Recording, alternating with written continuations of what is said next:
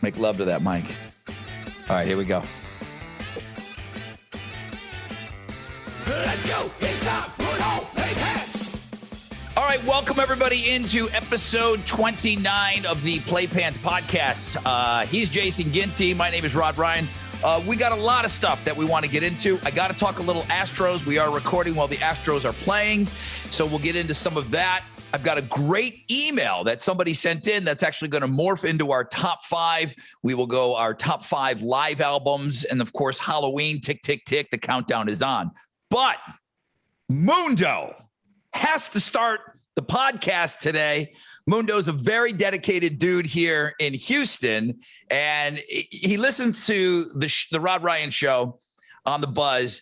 And he's a big fan of Alex's podcast. So here's a nod to Alex's podcast, Pass the Gravy. He's like one of the MVPs over there on the Pass the Gravy podcast. But he's shown us a lot of love. And Jason, I sent you a photograph. He put it up on Twitter. And he made us a huge sign when he went to WWE Raw on Monday night.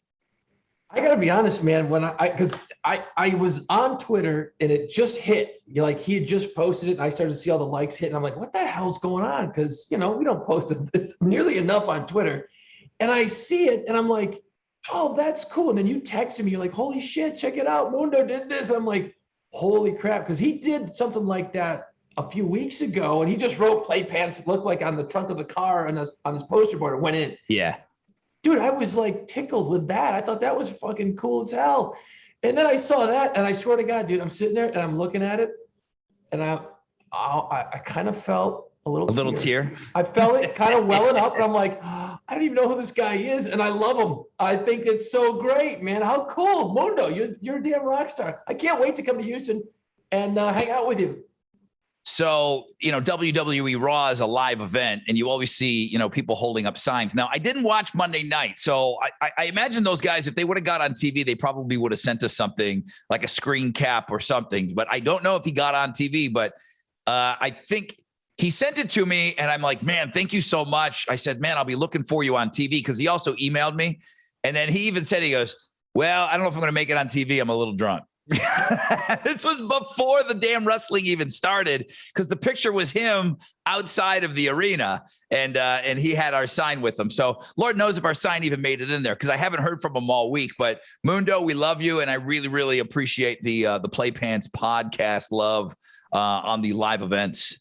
It made me rethink like, hey, we might want to get better headshots because he just took it off of our YouTube page. And I'm looking at it going, oh my God, we look awful. We really need to think this through a little harder next time. But man, hey, you know what? Mundo is basically our marketing department. He's kind of our guy. It's like, hey, keep putting them signs up, dude. That's pretty good. He ever gets on TV? Holy shit. Holy shit, dude. So now I know you're all geeked up, man, because the Astros are in the World Series, and I kind of got questions about this. Like the fact that everybody in the world hates us? I can answer that question. The answer is yes. Right. Everybody hates us. We are probably the most hated sports team in all of the Big Four. So I don't think there's any more hatred. I mean, there's always going to be people that hate on the Yankees, and there's that sort of thing. But I think universally, I think all of sports hates the Astros. So I don't know if that was your question, but I figured I'd get that right out of the way. It wasn't. I mean, I've noticed it. And look, I don't follow baseball at all. So I'm really the wrong guy to go down this road with. But I was just curious, like, I've never been in a city where baseball really mattered on a major league scale. Like in Buffalo, nobody gave a shit about baseball. You were a Yankees fan or a Toronto fan. And then in New Orleans, we don't have shit for baseball, really. We got AAA, we don't even have that anymore. So is it, and I've been in cities where your football team's doing really well and going to the playoffs and Super Bowl. And I've been in cities where your hockey team might do well or other teams, other championship runs. Is it different with baseball? Like, is it the same kind of excitement? Because I know you got a 7-game series. And that's kind of unique with baseball. You're not hearing music playing right now? I am. It sounds nice. I thought you were just kind of serenading me at first. Or you were so bored with my fucking question that you decided to play music. That's kind of what I thought it was. I'm like, well, okay, maybe I need to speed up on my question. I don't know where the hell that was coming from. Sorry, dude. No, it's all right, dude. That doesn't matter. It probably helped. My question is, what's the excitement level, I guess, is what I'm trying to get to, because I don't know, does baseball hold that same level? I mean, people in Houston just losing their shit this week? On this level, yes. Okay. Absolutely on this level. Baseball's a long season. Yeah. And so 18 years now I've been here. Astros were good right out of the gate. Roger Clemens. We go to the World Series for the first time ever in franchise history, and we get our asses kicked by the White Sox. And this is 05. Right when I get here, this is awesome, right?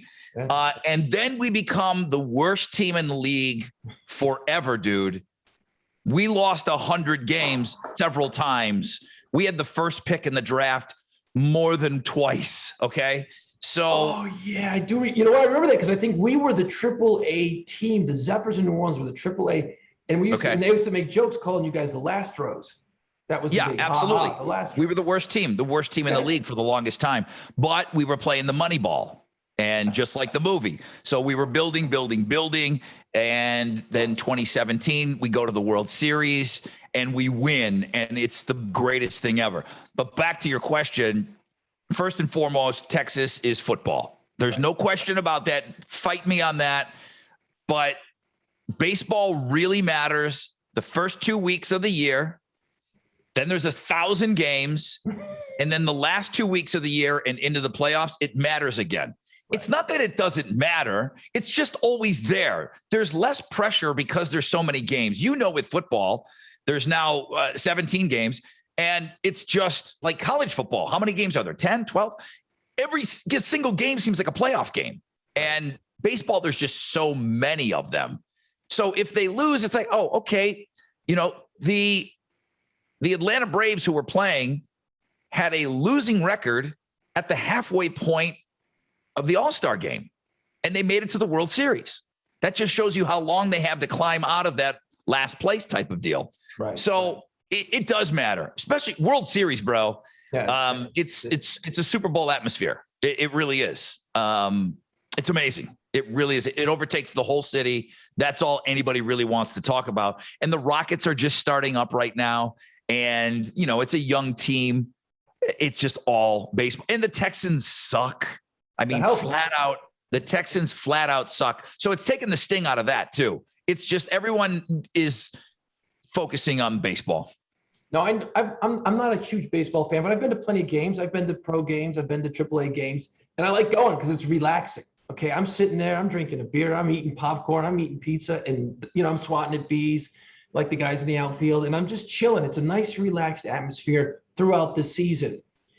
Now, the reason we are recording on a Tuesday night. Normally we record on a Wednesday night, but we're recording tonight because somebody somehow is going to end up at the game on Wednesday night. I got tickets Wednesday night. Woohoo! Now, will that be like edge of your seat every pitch, like freaking the fuck out the whole game? Is that what it's like? World Series, you watch baseball with a different way. I mean, this is, you and I, we didn't grow up in a Major League Baseball city. Right. So I grew up a Yankees fan, but I didn't know baseball. You learn. People know baseball here. You've got to be smart about it. I mean, there is something cool about, being an educated baseball viewer. And when it comes to the playoffs, it's every pitch, bro. Right. It's every single pitch and pitch count. And when you're going to swap out, when are you going to go to the bench? When are you going to start pulling, how many innings can you get out of your starter? And does he have the stuff? And it's so intense. I never felt this way about baseball before. Now cool. I don't, it's not, you're not worried about every single pitch on games during the season. Right. But boy, during the playoffs, it really does. And then the World Series, dude, it's every pitch is a big deal. Oh, okay. Oh, we got, it's awesome. It really is. It's next level kind of shit. Going down there and being involved in the Fan Fest. Now, Lucky's doesn't exist downtown, but we used to spend all of these games and everything, the big games. We would always be at Lucky's downtown. And it's just, you're right there. You party at Lucky's, and if you're lucky enough to have tickets, you walk to the ballpark, and, it's a good atmosphere down there. Right. it just kind of overtakes the whole city. It's fun. I mean, it really is fun. And there's really not much better than when your team is, playing for a championship, which I didn't know my whole life. No, not in Buffalo, man. You don't know that shit at all. We played for a championship, and we had some losing parades or some losing rallies. We didn't have a parade. We had a couple losing rallies where we, told our kicker, hey, that was okay. It was, wide right. You did good, buddy. You'll get them next year. Yeah. Then next year we said, well, you'll get them next year. And then next year we said, well, you'll get them next year. So we all know Buffalo's history. But going to the parade in 2017, and my wife's belly is huge because my kid hadn't been born yet, and us being downtown and just people everywhere and just papers flying and a world championship celebration that I have coveted my entire life. And it felt a little richer because if we would have won, it would have been great in 2005. But I hadn't been here that long. It wasn't my team. Okay. Right. This team has turned over all its players. This is my Astros team. Of course, I didn't root for them back in the 70s and the 80s, but this is my Astros team. These are my guys. So it's special. It really is. It's going to be cool to watch the series unfold. Cause like you said, I'm the guy who first couple of weeks of the season, I'll throw on a game, I'll watch, it'll be on. Cool. Go team. Yay. And I'm into it. And then I put it away. And then I've watched a few games recently and I'll watch the series. I will watch parts of it. I'll go down when we're done here and I'll go watch game one and I'll watch the next game and I'll watch the series just because it is a championship. And this is supposed to be the best of the best of the best. The stakes are the highest. So you're getting the absolute best out of every single player and coach on the field. And that's why when you finally get to this level, it's so intense, whatever sport it is. Right. Now, this because you're a hockey fan. And when we were little kids, we had a basketball team, the Buffalo Braves in Buffalo, which I don't think they ever played for a championship. They became the LA Clippers, I believe. So this. There is nothing better in all of sports than a game 7, right? Oh, it's the best. There's nothing better than it. You know what? You know when it sucks? When your team is in game 7. Man, you want it to get it over with. I don't want the dramatics. I want the Astros to go in 4 games and sweep, and then I don't have to worry about a baseball game on Halloween night. I'd like them to win the 4 games, and then boom, I could take my kid out trick-or-treating on Sunday. I don't have to worry about a game 5. But I was at 2 years ago when the Astros went to the World Series. I was at game 7. Oh, my God. I was at a game 7 loss here at home, and you had to watch their team. You had to watch bring out the stage, and you've got you got to cheer. You don't have to cheer for them, but you still. Major League Baseball has to do all the hoopla for whoever wins. So the streamers and everything's coming down, and it's not your team. And you stay for a little bit, you watch because it's history, and then you're like, I'm out of here. And that's a sports bucket list to be at a game 7. If it's a game 7 where your team loses, it'd be great if you had no real interest in, either team. You were just there for the competitiveness of it. Man, that would be really fun too. But when you really want your team to win and you're in a game 7, doesn't matter if it's basketball, hockey, baseball, game 7's the greatest thing ever. But boy, the loss stings, man. It was terrible. Because that team is in your house. It's almost like watching your chick pull a train on a bunch of dudes, and you're like, nothing you can do about it. You just got to sit there and clap. Go get them, girl. You're doing great. I mean, it's the same thing. It's awful. It would be, hypothetically speaking, awful. It'd be terrible. Yeah. I mean, seeing your chick get a train pulled on her might be a little worse than I don't know, your team losing on game 7, but dude, it's game 7. It's game 7. All right. It's game 7. Okay. Let's put it in perspective here, man. If I'm at a Buffalo Sabres Stanley Cup, final, it's game 7, they lose. Yeah. That's pretty bad. I don't know. Well, good luck with the Astros, man. Nobody cares, but hey, dude, Sabres look pretty good this year. I know. We'll have to talk hockey in 6 months, because that's the same thing. I'll watch the first couple of weeks and I just forget about it, and then I'll check in, and that's that. All right, so that's enough on our Astros thing. I wanted to get in. I got a great email, and I want to take a second to thank everybody that has gone in and listened to the podcast. So number one, thank you. Number two, if you make your way over to our YouTube channel and you watch our dumbasses talk to one another, that's great. A lot of people leave comments when we do top 5 lists. A lot of people leave their top 5s. So thanks for all those comments. I try to go in and I check everything that you guys are saying. So it's greatly appreciated. Sometimes I get a little behind, but it's awesome that you guys are so involved as you are. And then obviously on social media at Playpants Pod. This was an email directly to me. He lives here in Houston. And I didn't want to put you on the spot. So I did tell you what he was asking about. And it also is going to morph into a top 5. Brother Ron, love the podcast with you and Jason. I wanted to bring up a topic for you guys to possibly bring up. If you could attend one live show that became a live album, which would you each choose? I'm around your age. I grew up here in Texas my whole life, but Rush has always been my all-time favorite band. Mine would be Rush, Exit Stage Left. I love All the World's a Stage, but I was too young. Keep up the pod. I look forward to Thursdays. I listen live from about 7:30 to 10. Then I switch over to Playpants. And then I start your show from the beginning to hear head-to-head and fun facts. So we got this guy locked in, man. I got this guy for a good 5 hours on Thursdays, which is awesome. So he's listening live. Then he listens to this. And then he goes back to hear the first hour of our show. He says, go Astros, sock, sock, shoe, shoe. Do you need that explained to you, Jason? Sock, sock, shoe, shoe? Yeah, you know what? I heard you guys doing that one time, a long time ago. And I was like, you know what? That's kind of interesting. Because then I actually sat down and had to think about it. I'm like, what do I do? Explain it real quick, because it is an interesting question. I apparently am weird. Okay. Well, I don't know. So this is Brian in Deer Park. So a lot of emails will end with sock, sock, shoe, shoe, or sock, shoe, sock, shoe. So for the Louisiana audience, because everybody in Houston knows this, when you put on your shoes and you put on your socks, do you put on your sock and then your other sock, then your shoe and then your shoe? Or do you go sock, shoe, sock, shoe? So it's either sock, sock, shoe, shoe, sock, shoe, sock, shoe. Now, it sounds like a fucking nursery rhyme. I'm an efficiency whore. If I sit down and I put on my sock, my foot's there. I put on the shoe. And then I go, and I always go right first and then left.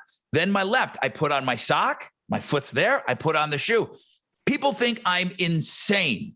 People want both socks on and then both shoes, which is crazy to me. And then I think the genesis of this bit was Archie Bunker and Meathead going at it back on All in the Family in the 70s. No way. I didn't know that. Yes. Yeah, you can go look that up if anybody wants to go Google that one or look that one up on YouTube. So, sock. Brian in Deer Park is sock, sock, shoe, shoe, which, believe it or not, is most people. Just weird to me. It's not as efficient as how I do it. See, I look at it this way. I'm a sock, shoe, shoe guy. Why? Especially when I run. I mean, I'm putting on my shit like 5:30, 6 in the morning. So okay. I'm focused. I religiously go left sock, right sock, left shoe, right shoe. If I got it out of order for whatever reason, or if I'm messed up in the morning, I have to undo it. Like I've gotten. You're working on that foot. But do you see what I'm saying? You're already working on that foot. You're there. You're paying attention. You got your little sock on. Why wouldn't you just put your shoe on after that? You're already there in that spot. Yeah, I get the thought process. Now, how do you get it? Let me ask you this. How do you put your shoes on? Are your feet on the floor? And you put your shoes on that way and you sit and you lean over? Because what I do is my leg goes up on my knee. So yeah. My leg comes up. I'm working on it. I'm not putting it down. That's 2 extra movements that don't need to happen. You're right. I guess from an efficiency standpoint, that totally makes sense. But how I do it is I grab my socks and I put my socks together when I do the laundry, right? So I got both socks in my hand. I take them apart, put one on, put the other one on. I bend down for the socks, and then I pull the leg up to put the shoe on. I can't believe we're having this fucking conversation. Well, I might as well run through a few of the others with you. No, okay? Don't do that. You're gonna freak me out. I'll Quickly. never. Okay, all right. Toothpaste, brushing your teeth. Does it go, now I'm talking about the brush. Does it go water, toothpaste, water in your mouth? Jesus Christ, you guys talk about this shit? Yes, dude. Yes. I'm not gonna sleep now. How do you not know immediately when I'm asking that question? No, I do. I'm just thinking about the whole thing. Okay, you grab your toothbrush. Your toothbrush is in your hand. Walk me through it. Go. Don't even think about it. Just do it. Water, toothpaste, water again. Hit it. Yeah, that's what I do. Is that good or bad? Is that wrong? That seems to be what most people do. Some people go in like animals and just put toothpaste on a dry brush and then start slathering dry shit in their mouth. Like, how could you not run that toothpaste under the water a little bit just to give you some extra lubrication? Yeah, it softens it up. Yeah, I've done it a few times where I just tried it one time. I'm like, it's a little gummy. It's a little sticky. Yeah, I don't like that. Okay. So I'm an average normal person. It's good to know. Water. Oh boy. Then pills, or pills in your mouth and then water. Vitamins, anything. Oh, fuck. That's a good one too. Shit, this is good. Yeah, no, I'm a pill, chug it back. I'll just blink. I'll rip that bottle open. Now, younger, I couldn't swallow pills for shit, man. I'd be just pussing around, I'd end up drinking a gallon of water before I finally got the courage to slap it back. But now I just throw it in my mouth as I'm walking by, chug it down. Yeah. I mean, with vitamins and everything else, and I take about 6 pills in the morning. Only one of them is for high blood pressure. Everything else is like trying to be good. Right. But yeah, 6 pills in the mouth. And then I start gunning water. People put water in their mouth, dude, and then start slipping pills in their mouth. But see, that people do water first. But see, that goes back to the toothpaste thing. They're lubing things up. They're getting it moist. They're getting it wet. Getting the slide ready to go. So, I mean, I can see that. I get it, like aspirin and stuff. They has like a little chalk. Like people are disgusted by the chalkiness of pills. So they have to have water in their mouth to put the pills in.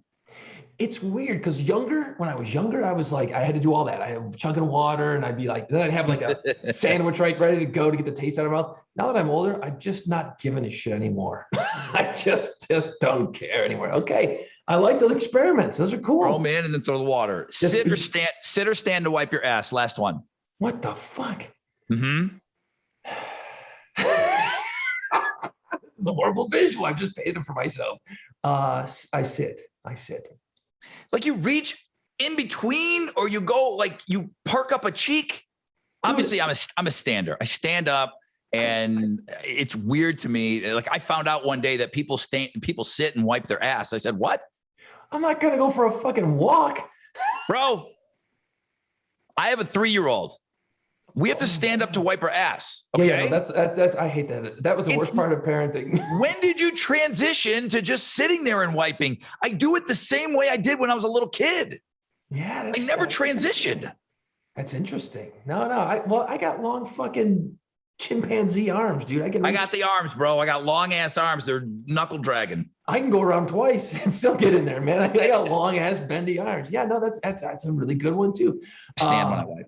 Now, if shop's a little bit messier than it should be, if things have been as wild, then I'm standing because I'm leaning over to the sink and getting some water, and I'm cleaning up you get those bad days. That's what. All right, see what you did, Brian, in Deer Park. His question. If you could attend one live show that became a live album, which would you choose? And a shout out to this guy, born and raised in Texas from Deer Park, and his favorite his favorite band is Rush. That's cool. So Rush, Exit Stage Left, great album. I think music critics would probably say All the World's a Stage is a better album, but he said he was too young. So you can be in the audience, and I think we can time travel here. So you can be in the audience for a live album. What is it?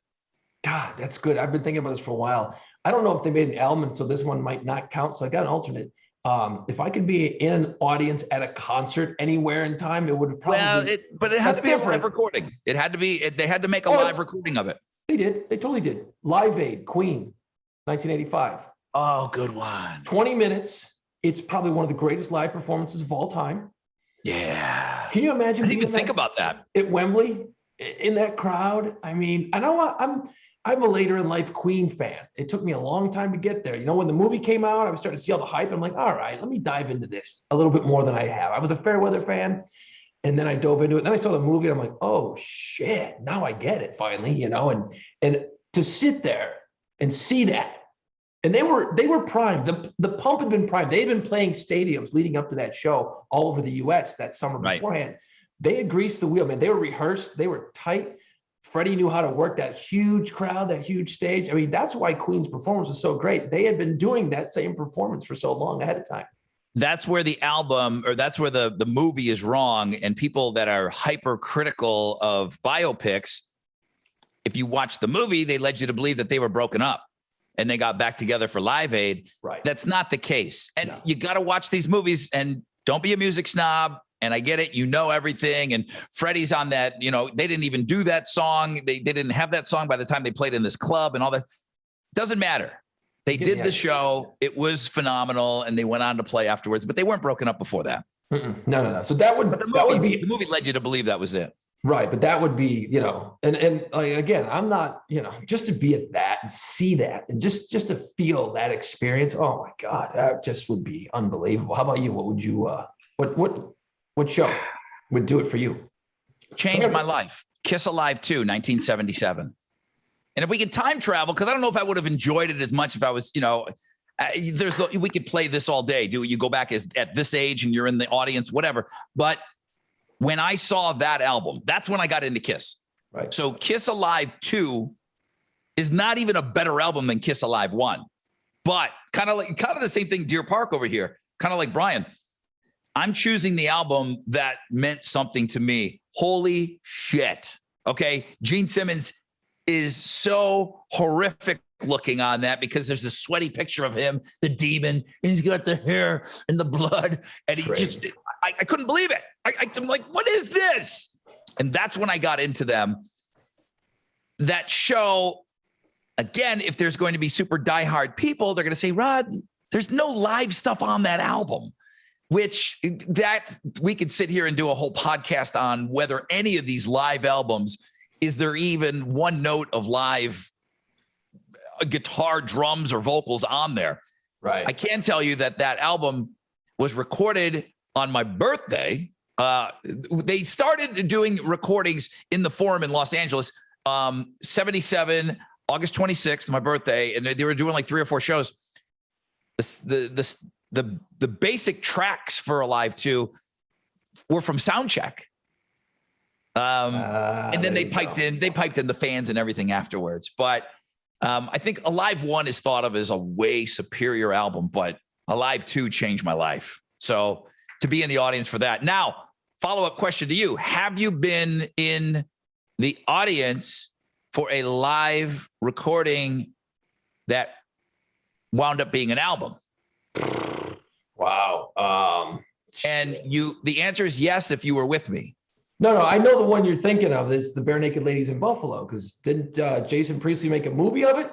Okay, you reminded me of that, and we were at that one, and I don't think it became an album, but I think there's a documentary. Which, good reminder, I never saw that. I never saw it either. I'm just gonna make a note to myself. Yeah, the Bare Naked Ladies in Buffalo. That's when you got up, played the drums with Cowboy Mouth, who opened for Bare Naked Ladies. Right, it was awesome. You told that story on a previous podcast.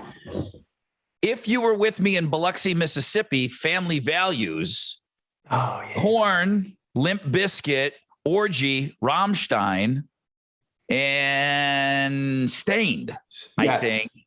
If you're with me, and I think you are, we drive to Biloxi, Mississippi, and we go see that show. And that was the one they used for the live album, the Family Values album. And Limp Bizkit brings out Aaron Lewis to do I'm on the Outside, right? Yep, they do Outside together. The clunker and everything. There's a clunker note. They kept it. They didn't go in and overdub. We were in the audience for that show. So you can hear me screaming during Korn. It's like, yeah, there's me. I'm in the back there. But yeah, we were at that album recording. You're like, come on, Ginty, give me another beer, you prick. Let's go. That's all I could hear. That's all I could hear the whole through the album. Yeah, no, that's a good one, man. You know, that I forgot about that. Yeah. Yep, we were there. I drank too much for that, man. Well, Rod, we should do a top 5 list on our favorite live albums. How you like that segue? Okay. Pretty good? I thought this was pretty good. So, Brian, you did double duty here. You got us a great opener of the pod today, and then what your question is going to turn into our top 5 favorite live albums. Wait. Before I know I jumped ahead. I'm an asshole, but whatever. It's okay. It's our podcast. Did you have an alternate besides the Kiss? As you're going through your thought process there for other live shows you wish you could have been at? I did, but it's going to be in my top 5. Then I won't fucking say a word. I thought okay, because there was a couple. I'm like, well, the Doors in '68 at the Hollywood Bowl probably would have been pretty cool, right? I mean, to see Morrison in his prime, that would have been great. Woodstock with Jimi Hendrix would have been kind of cool.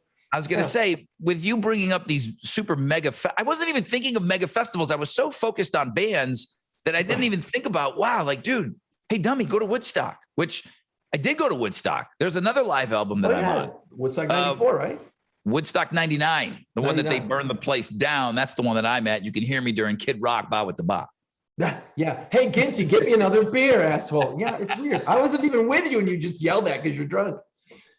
Yeah, you guys are probably all on albums, but you don't even realize it. The first band that started bootlegging their own shows was Pearl Jam. Right. We took Brian Stager to go see Pearl Jam surprise birthday at UNO Lakefront Arena, I believe. And I ended up buying the bootleg of that show. Oh, that's cool. They were putting out their own bootlegs. Smart. So that's kind of cheating a little bit. That's kind of cheating because there's some Jazz Fest recordings. They started doing that at Jazz Fest. I know I bought like Bonorama and stuff afterwards, and I saw Bonorama, and then boom, they were pressing CDs right there. But that's kind of, those weren't like wide released albums. You know what? I'm thinking now that I'm probably on a bunch of fucking albums because I've been at all the Jazz Fest, dude. You can listen to me yelling, "Hey, Rod, get some more beers." If you really listen closely, what's really kind of neat, and this is. But does anybody ever release? Does anybody stop? I'm going to stop you. Does anybody ever release a live album from Jazz Fest though? Like, I'm talking record label pressing. This is Bruce Springsteen at Jazz Fest in New Orleans. No, I don't think so, which is a shame because it'd be badass. I think they archive that shit and they save it all. And then like the WWOZ, which is like the cool local station here, they did like a Jazz Fest in place. So they busted out these archives. So they played this shit back and it sounds amazing. I mean, they've done a great job with the sound on those recordings. And so you listen all weekend. I'm like, oh my God, it's like being at fucking Jazz Fest, but it's all the old recording. They got shit back at the 70s, late 70s, early 80s. It's like, are you kidding me? I mean, release this shit, make $1 million. Holy crap, man. It would be so badass. And I don't know all of that stuff. If there was a big band that was a big headliner type band over the years, I think we would have known. There might be some Dr. John live at Jazz Fest album. There's got to be, right? You would think that somebody would have used that as the catalyst for selling a live album, from Jazz Fest in New Orleans. That would work so well for, one of these heritage artists. Well, yeah, and then you've got and they do such a great job with the sound, Right. That's a huge marketing tool too, man. I mean, live at Jazz Fest New Orleans, 78 or whatever it was. Holy shit, that'd be cool. That'd be really cool.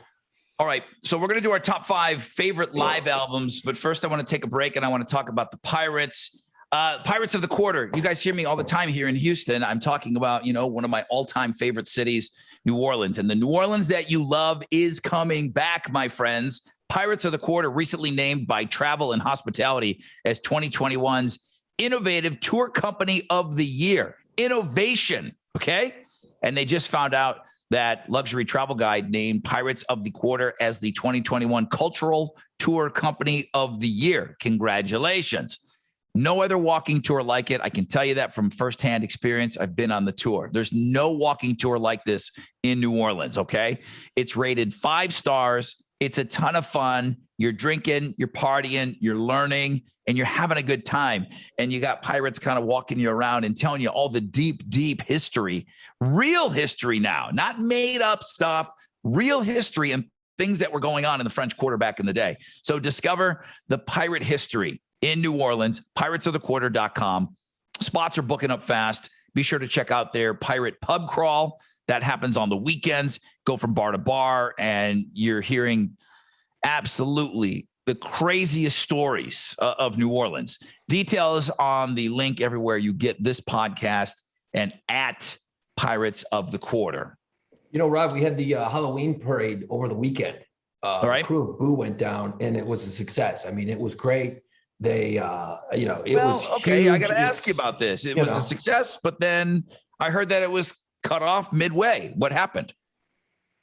We got issues up in here, man. No, the parade was fine. If you came here and wanted to see the damn parade, you saw the parade. They had to cut the route short. It was supposed to go like along the river, along the French Quarter, Decatur Street, and then make a turn up Canal Street, which is the main street there, and then come back down Canal and head back further uptown. And they cut out the Canal Street portion of the route for a couple of reasons. First reason was they claim that they don't have enough, in the budget for the police force. But that seems weird because usually your parade has to pay certain fees to get this to happen and permits and shit. And then Canal Street has actually got a lot of construction. We still got some lights out from the hurricane and we got some issues. So I think it's a dual situation. The parade went on. It was fine. Everybody had a blast. Great pictures all over the internet. So, I mean, it was busy on Saturday night last week when the parade rolled through. It was cool. It was the first time it felt like the French Quarter to me in a couple of years. I mean, it felt like people running around, drinking, costumes on. It was badass. And it was a smaller scale. It wasn't like real crowded, super crowded, but it was the first time it felt like the old French Quarter, bands playing all over the place. It just had that vibe to it. A lot of nudity. It was good. It was good. It was good to have it back. And am I right in saying that to get into a bar, are you having to show proof of vaccination? Yeah, kind of. Yeah, it depends on the bar. Some of them are very strict with it, and that's cool. Because what happens is, you get the secret mask and vaccination police that will come in and they'll sweat down your bar if you're not stopping people and you're letting them in. Well, then that's a fine. So that money goes to the city. So, but if most people are like cool with it though. I've seen a bunch of people that are just like, yeah, I got my thing on my phone. Here's my card. Dudes are like, cool, just come on in. It's not like it's a big process. You just go in. So, but yeah, New Orleans definitely, to get to your point, we're rolling now, man. We're starting to come back, and it's going to be interesting this week because Halloween in New Orleans is freaking crazy. Yeah, it's badass. That's great. Thank you, Brian in Deer Park, for the live show album question, and that's going to turn into our top 5 this week. Full disclosure, love live music. I don't know that I love live recordings of bands. I don't know that I love it as much as some people. Thank God you said that, because I really was worried about the fact that I was going to come on here and go, fucking hate live music, recorded live music. Most of it sounds like shit. I'm so Some glad of it sounds better. I mean, it's rare. It's rare. Okay. I'll give you that. It is rare. Sometimes it's sped up, and some of the jive is taken out of it because it's chunking along too fast. And again, what's really live? I don't think there's any live anything on Kiss Alive 1 or 2, which, shocker, you're going to hear from me in a moment on these.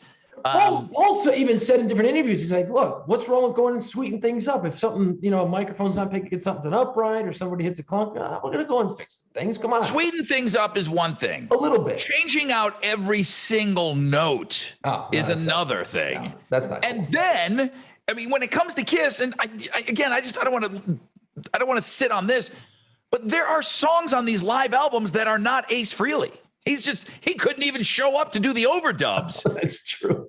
And you got Bob Kulick playing the not even Bruce, Bob, his brother, before Bruce was ever in the band. And Ace isn't even on songs that are on albums that his face is on. It's insane. Okay. Well, you got to keep the money train rolling, man. All right, dude, I'm going to let you go first, man. Your top 5 favorite. Okay. These are not the best selling. These are not the biggest of all time. These are your personal favorite top 5 live albums. And again, I'm not a huge fan of live music because we did a live weekend one time years ago on a classic rock station I was programming. I'm like, you know what? People always chime in. How come you don't play all the live music, man? So I spent weeks trying to cultivate good versions of live songs, because you got to play the hits still. And a lot of them are it just doesn't come across real well a lot of times. It just doesn't always work. But that being said, there's a few live albums that I do actually like. I don't exactly go and listen to them constantly, but I do like them. I've always enjoyed listening, and I haven't done it in years, Johnny Cash, Folsom Prison Blues album, recorded fucking 68 at a prison. A prison. He recorded in prison. I mean, that is just absolutely insane.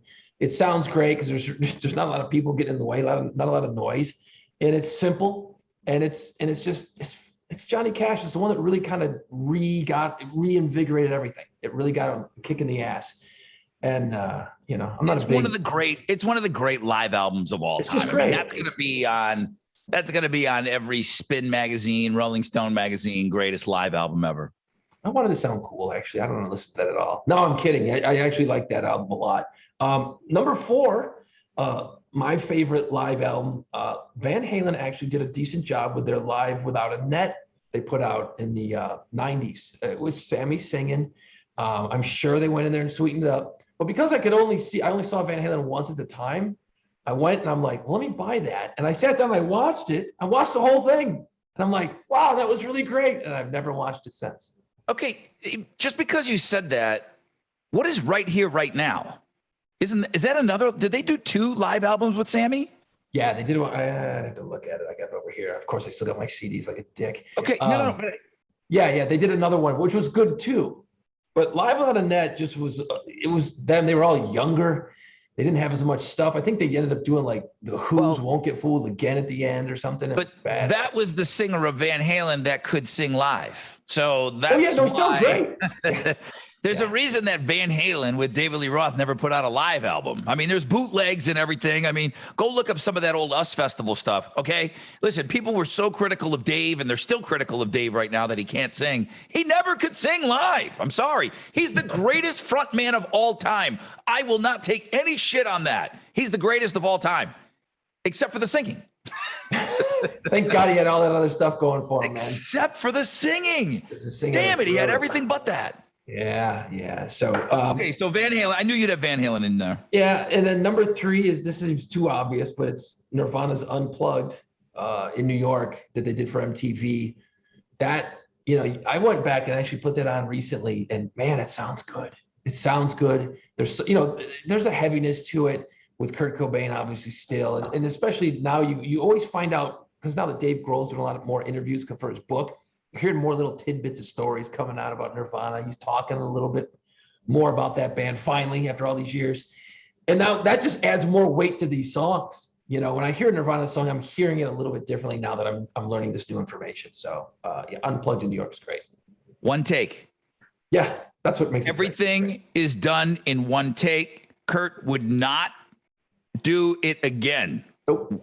Now you're thinking, well, that must happen all the time. No.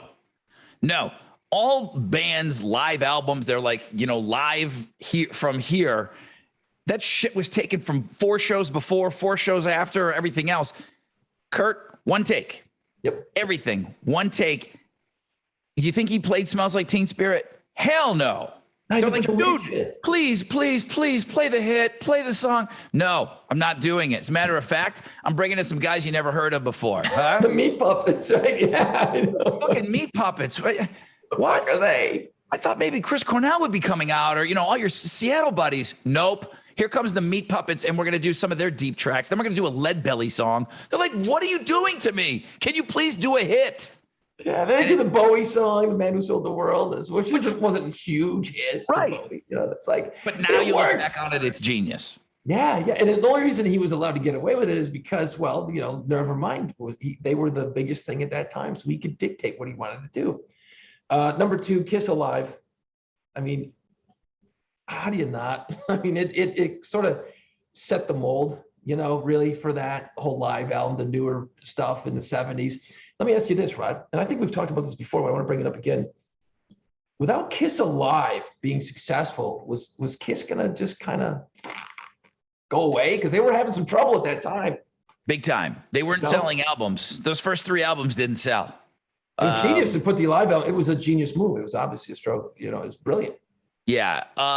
Kiss may not have been around for another album or 2 if the live album didn't take off the way that it did. And it's all radio. It's all radio picked up, a couple of those songs, and they started playing them. So that Alive saved the band for sure, 100%. What's really interesting is that you hear rock and roll all night, is the one you play the live version on radio. That's the one of those songs that just breaks through. You know, that's the one that sticks out, and it's always the live version on the radio. We played, I don't know how it happened, but we played the studio version a couple of times on the air, and it just sounded terrible. It sounded flat. It just was like, okay, this is where the live album actually is better. Dude, Deuce, blah, blah, blah, blah. Yeah. I mean, Strutter, all that stuff, it's so thin. Yeah. It's so thin sounding on those first albums. It's great. It's awesome because it's live, but it's just dry. It's very thin. And then to hear that stuff from the live album, and that's what, you know, a lot of rock radio played then, and then they never not played it. Yeah, but to hear the studio version, I'm like, oh, Jesus, that's terrible. Yeah, I want to rock and roll all night. Well, let me see. Tell me what your number one is. This one would probably blow your mind. You'll be like, no way. If I had to guess a million times over, this is not going to be what he's going to pick. No, you're not. Was it recorded in Chicago? No. Okay. And this is crazy. Now I haven't listened to this in a while, but I got like a facts behind it. The Allman Brothers Band live at Fillmore East, 1971. When was the last time I quit this podcast? It's been too long. Dude. I just can't get into the Allman Brothers. I know they're fucking great. They're fucking awesome. That's great. Go and just do your little Allman Brother thing, okay? Go. Just go do it. But do it. Don't get me involved in your Allman Brothers shit. I'm out. I'm out of here. I'm leaving. You got to blame those guys for all those shitty jam bands we got nowadays. You know, everyone stands around looking at their 30 feet and there's one song for 6 hours. You blame the Allman Brothers. No, give me your fucking fun facts. The Allman Brothers used to play this place called the Warehouse. It was in New Orleans years back in the early 70s. And their shows were the ones that went on for 6 or 7 hours. 10, if you hear people talk about it. You used to go there. These guys. Oh, yeah, it ain't for me. Believe me, it ain't for me. These guys, Allman Brothers, just love to play so much that they would play this 4 or 5 hour show. Then they'd go up to the Fly, which is there's this park near the Audubon Zoo here in New Orleans along the Mississippi River. And they'd set up and they'd fucking play for like the Tulane college kids that go up there and get drunk during the day the next day. Allman Brothers, all night long.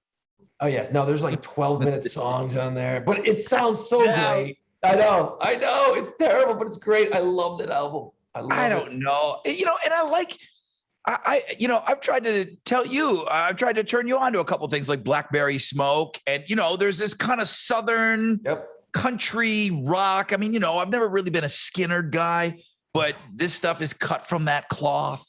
And then up in Canada, there's the Sheepdogs. They're a little hippie and stuff. It's not that I hate that sound. It's for the same thing that I just like. Bob Dylan doesn't speak to me, man. He just doesn't speak to me. No. And this is the only podcast that even remotely kind of is music centric that you've got two guys on here that could give a shit about Bob Dylan. I kind of put Allman Brothers in that same folder. I just can't get into it, dude. I like the Black Crowes, even some of the hippier Black Crowes live stuff I like. I just, it's not for me. What's interesting about Marshall Tucker band? You want to go? You and me, dude. Let's go. Come on, let's go to Marshall Tucker. I don't know any other song. I think I know one. Can't You See? It's the only song I know. But like Allman Brothers Band, we'll go see that one all night. They'll do it at Tulane, and they'll do it at the Box, and at the Eyeball, and at the Warehouse. They'll just play that one song for 20 hours straight. I know. It's like go and see what is the bands that do it now, like Widespread Panic and all that shit. It's like who's the Whipping Post? Who's That's Allman Brothers. God damn, take me down to the Whipping Post already. No, but that's actually a good song. But my problem is with classic rock, I can't listen to it anymore because so much of it's been burnt through my skull. Right. It's just ruined, but I just remember putting that on and it's like, okay, this is fucking cool as shit. But you got to be in the right frame of mind. So that's my top 5. What do you got, Rod? I want to hear what you got. Okay. I completely spaced on any festivals. I don't think that I would redo it because I Woodstocks and stuff, they made albums of all of that stuff, but I kind of like that I kept it to bands. Yeah, because a lot of the Woodstock shit, a lot of the Woodstock stuff, you don't want to hear. A lot of it was bad. There's only certain performances that actually ended up being good. you know? True. Well, I'm talking about, Woodstock 94, Woodstock 99, Woodstock 99 still, I mean, when we did our, live shows, it's still one of the greatest live shows I've ever been to. Sounded like ass, but still, it was great to be there. Number 5 favorite live album, Iron Maiden, Live After Death, 1985. That is peak fucking Maiden for this guy. Okay. Like, I am rocking out to Maiden like nobody's business. That album is so great live. Are there any live notes on it? I don't know. I don't want to even get into that argument, because once Kiss did what they did and had the success that they did, every band said, fuck, we don't need to do anything live on an album, but we can still put out a live album. And as you said, sweeten it up. The whole thing's recorded in a studio, and then you put some crowd noise on it from a soccer game, and then boom, you call it a live album. That's actually great. That's actually Benny and the Jets. If you listen to Benny and the Jets from Elton John, that's literally a studio cut. They recorded the studio, and they just went in afterwards and threw it in, and they threw in the crowd at the end. Seriously, that's what they did on that song. MFers. That made okay. Iron Maiden, Live After Death, in at number 5. In at number 4, Nirvana, MTV Unplugged, the complete opposite of what we've been talking about. Again, recorded live, one take. If his voice cracks, his voice cracks. The pressure on everyone else in that band, they knew Kurt was not doing anything twice. You couldn't fuck up. Now, I'm sure they could kind of go in and fix something, okay? If Dave didn't hit the snare quite right or whatever, I'm sure there was probably maybe a little sweetening.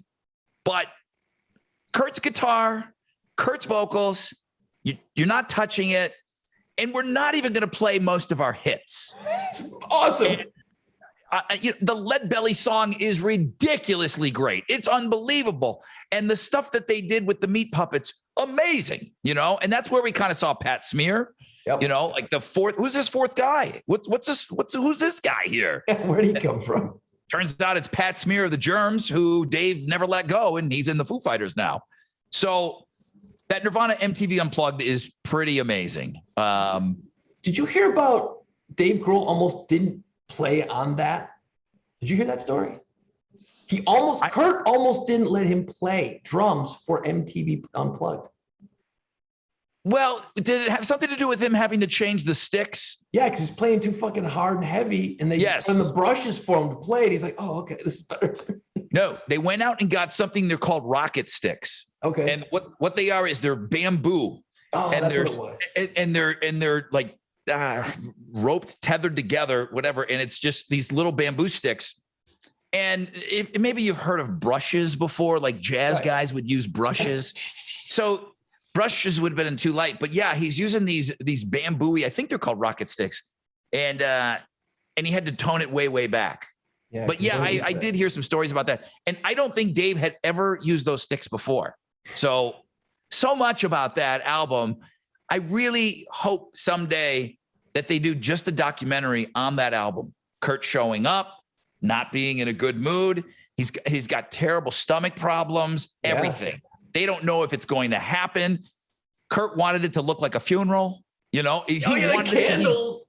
He wanted to be very, very melancholy. Now, we have a guy here in Houston, dude, that records some stuff when we have bands in our private performance lounge. He was there. I met somebody that was at the show, and he was there, and he knows about how they set up the stage and everything like that. He was working it. So pretty amazing. All of those lilies, the flowers and everything, that was all Kurt. Yeah. He wanted everything to be perfect, and then they didn't even know if he was going to show up. So that's awesome. I'm telling you, that needs a documentary treatment, just that live performance, because that also is going to be on every list outside of you and I on, great live album of all time. So that's my number 4. My number 3, I thought maybe you were going to really go out on a limb here. That's why I asked you, recorded in Chicago, UFO, Strangers in the Night. That's pretty far out. Dude, UFO is, who was at that show? And I asked him about it. No. Our good friend Ted Shred from Buffalo. He's from Chicago. He was in the audience for that UFO show back in 1979. Holy shit. This live album turned me on to UFO, and then I became this huge UFO fan. So much so that when I told you that I read the book. Oh my God. Books. The Pete Way book. Pete Way was the bass player of UFO. Great book, by the way. When I was doing my book club, a part of our podcast. UFO, Strangers in the Night, bro, amazing. One of the great all-time live albums. Okay, you ready to wait. You ready to quit the podcast again? Because I'm gonna ask you another fucking question. Go ahead. Who the fuck is UFO? I mean, I heard of them. I don't think I've ever heard a song. Turn me on. What do I need to? I need to listen to this. I don't walk away. Okay. No. But like, no. Is it the so live they're album? English? They're an English band. Okay. They're an English band that never became huge. Right. Always had problems. And here's your connective tissue. You got Rudy Schenker is in the Scorpions. I knew it somehow. Michael Schenker, who was doing some stuff with the Scorpions. He's a teen prodigy. He plays, I think, guitar on the Zoo and some old Scorpion stuff. He could barely speak English. They get him in the band and he changes everything. So anybody that's a guitar person loves UFO because Michael Schenker is universally loved as a guitar god. And the classic lineup of UFO contains Michael Schenker on guitar, Pete Way on bass. I can't remember the singer's name offhand, but this great rock band that never became huge. And there was just one thing after another. A lot of it, they were dummies. This guy, the biggest dummy of them all, the bass player, but he was the prototype rock bass player. If you ask Nikki Sixx who his favorite bass player is, it's the guy from UFO. If you ask anybody that's in rock that's roughly our age or 10 years older, they all love UFO. They all look to that band and say that they should have been huge. This album, Strangers in the Night, I think Ted Shred may have turned me on to them, as a matter of fact. Ted does mornings in Buffalo ever since back in the day when Jason and I worked in Buffalo. Oh, yeah. Shred was in the audience. So that's his album that I know for sure that he was in the audience. Now I got something to listen to all damn weekend coming up. I have to go do a deep dive on UFO, bro. Great rock songs. That album is phenomenal. Don't even listen to those albums. Don't even listen to those songs. It's just I'll say it right now because neither one of us have it on our list. Cheap Trick live at Budokan.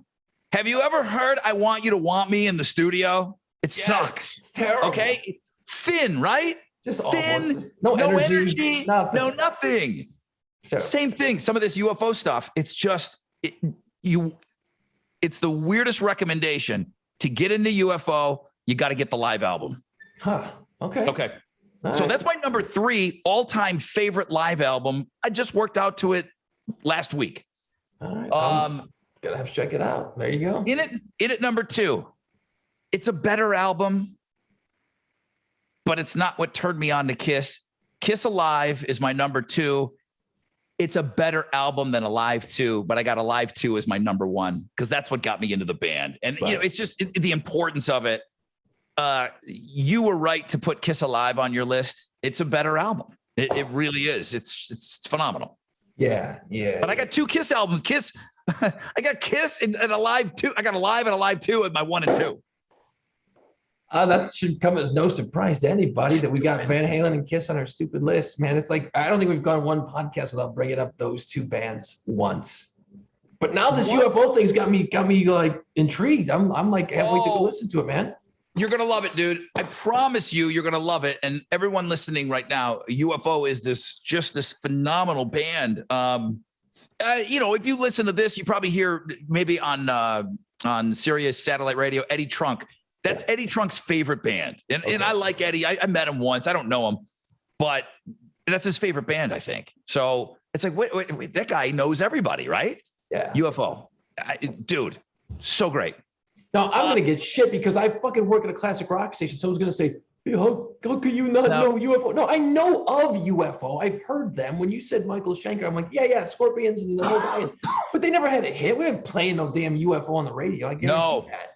No, there really wasn't a lot. I mean, ask Slash what his favorite band is. UFO. I mean, it's like that. I mean, you ask those guys, UFO is the shit to them. I'm gonna dive into anything bubbling under your top fives? I'm always kind of curious what wound up at 6 and 7. Anything worth noting? Not really. You know, like I said at the beginning, I'm not a live music guy to listen to recorded. That's like your big bands. You know, your traditionally known bands. But if I'll go see live music all day long. It's different when you're there. It's a different game. But a lot of times it just doesn't get captured properly, and the sound is just shit. Cheap Trick Live at Budokan is really good. It's a really great album. Yeah, I looked at that a few times, and I had it written down, and I kind of went, nah. But then I my problem with that is I play that so much on the radio. Correct. But just the one song, right? Yeah. Because they had any other ones, you know. They did "Ain't That a Shame" on that album too, live. U2 Under a Blood Red Sky, Red Rocks. Red Rocks, yeah. I looked at that one too. I'm like, damn. I almost thought about that being my show that I wanted to be at. That was a live album because Red Rocks is the greatest musical experience live that I've ever had. Venue-wise, it's the greatest venue. You lived there for a short while. Do you know about Ballpark? How many times you saw live music there? I mean, did you see 5 bands? Did you see 4, 3? You weren't there for that long. I think I saw a couple of bands. I went to a rave, and that was wild. A rave at Red Rocks, dude. The laser lights and shit. It was cool. It was really cool. Fucking raving out on the steps. Yes. Because it's just like it's cut into the rocks. It's like bench seating. It's weird. The stage is way down low, and the rocks just go up from there. And it's like, oh, it was awesome. Holy shit, was it cool? Yeah, I went to go visit. I didn't go see you the whole time you were there. You weren't there that long. You came back to New Orleans a lot when you were there. Yeah. I went to go see a friend there, and I just said, hey, dude, I'm coming to see you. And it's during the season because Red Rocks is only open during the summer. And that's when they do their concert series, kind of like the Woodlands Pavilion here has this, outdoor season. Right. And I said, I don't care if fucking Justin Bieber is playing. I said, we're going to Red Rocks. I said, I'll buy the tickets. I said, I have to go. It's, live music. It's the concert venue of all time. And it was the Pink Floyd tribute band, and it's supposed to be the best Pink Floyd tribute band. Brit Floyd. And it was phenomenal. It was phenomenal. It's actually really, really good. I mean, you're so far back. It's not a huge venue. What does it hold? 8,000 people? I had no idea. It's not very big. You're right. I don't think it doesn't hold 10,000. So, Pink Floyd, for all practical purposes, I was at a fucking Pink Floyd show. That could have been David Gilmour up there. I mean, the guy sounded just like him. They had the big circle with the lights and everything. It was just like being at a Pink Floyd show. It was great. Red Rocks should be on everyone. If you're a live music fan and you're able to do some traveling, that is a must for every music fan, that venue. And that's why I almost thought about you too. You guys all know Under a Blood Red Sky, Sunday Bloody Sunday. It's Bono and the big cauldrons of flames. And, I remember watching this on MTV as a kid. I'm like, it looked like they were playing like a castle. There's fog. And I assumed it was Ireland, and it's Red Rocks.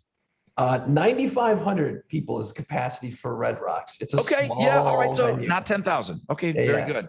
So very small venue, but man, if you ever get a chance to see any band, like you said, at Red Rocks, man, make that trip. It's beautiful. It's unbelievable, man. The other live album that was bubbling under, and actually I had it at number 6, is Motorhead, No Sleep Till Hammersmith. Yeah. And that's the classic lineup with Phil the Animal Taylor and Fast Eddie Clarke, which that's the lineup, the later guys are great. It was always about Lemmy, but that trio and that live album of those 3 guys and Fast Eddie Clarke is just fucking awesome. Awesome.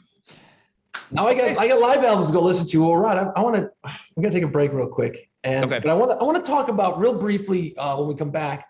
We got to throw some Halloween shit in there if you want, but I want to talk about why is it, and there's a reason behind this. Why is it that we hate certain successful people. Or, for instance, we talked about this a minute ago. Why do we hate successful teams? You know, there's a lot of people that fucking hate the Yankees. Obviously, you got a little situation there in Houston where a lot of people hate Houston. So, I mean, why? I want to kind of go in there. And the reason why I bring this up is because, and this is weird, Chad Kroeger of Nickelback and Corey Taylor of Slipknot and Stone Sour, they've been kind of yapping the last year or so at each other and just kind of through the press. And it's kind of silly. Have they been yapping, or has Corey Taylor just been talking? And I like Corey. I like both of those guys. We'll talk about it in a second. I kind of want to get into the whole why do we hate successful franchises or people? And I'm sure we'll come up with some answers. But first, dude, not everybody in the world can go to the World Series games. They can't get a ticket, apparently. Very expensive. Very, very, very difficult to get for most people. But if you are not certain people, man, you can go to Lucky's Pub West, I-10 at Barker Cypress. There's nothing like it. And I'll get to this in a second, Ron. But like being at the stadium is badass. I know when the Saints back in the day went to the Super Bowl and won, people were like, well, you want to go to Florida and you want to go and be in wherever it was, Miami, and watch the game there? I'm like, fuck no. I want to be in New Orleans, in a bar near Bourbon Street. Yeah. Because if we win, it's going to be awesome. And that's what I ended up doing. And watching a game, especially of this magnitude, World Series games in a bar with 40 TVs, how do you go wrong? Lucky's Pub West, I-10 at Barker Cypress, Astros, baseball, World Series. Oh, my God, that's the way to do it, man. Also, don't forget football. It's starting to get real good now all day on Saturday with the college games and all the NFL games on Sunday. And the food, come on now, I've been talking about this every single podcast. Amazing food, best pizza on the best side, killer wings, burgers, and their famous Philly cheese steak egg rolls. You're watching the World Series, sucking down some Philly cheese steak egg rolls. Come on, Lucky's Pub West, I-10 at Barker Cypress. All the information on the Lucky's Pub Facebook page. And of course, we got the links to it all wherever you get this podcast. And come on, go Astros. I was at Lucky's Pub when we won it in 2017. So you're right. There's something I'm in the bar with everybody, and you know, all of us, we got this big table, and then you're just hugging. Listen, your team wins the World Series. It's going to be great if you're by yourself on the couch with a cup of soup for one. But if you're in a bar type setting, it's awesome. I mean, to be there when they won it was just phenomenal. It was so much fun.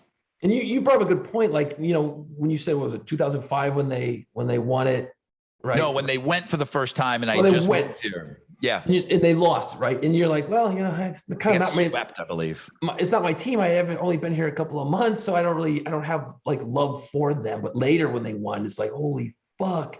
These are my guys. These are your guys. Same thing with New Orleans. I mean, I'm not from New Orleans, you know, but by the time they had won that Super Bowl, I had been here a long ass time. So they were my team, you know. I mean, I love the Bills, obviously. I still love them. I will always love them. But man, it's okay to like more than one team, by the way.